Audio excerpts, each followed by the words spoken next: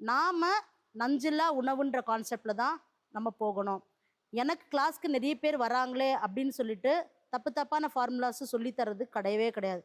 இதுதான் ஃபார்முலா, இதுதான் ரெசிபி, இதில் 0 ப்ரிசர்வேட்டிவ்னு சொல்லித்தரும் பொழுது சொல்கிறேன் நான் எல்லாருக்குமே, மசாலா தயாரிக்கிறீங்களா, 0 ப்ரிசர்வேட்டிவே இல்லாமல் 6 மாதம் சூரிய பகவானை நம்பி நம்ம வச்சுக்கலாம்.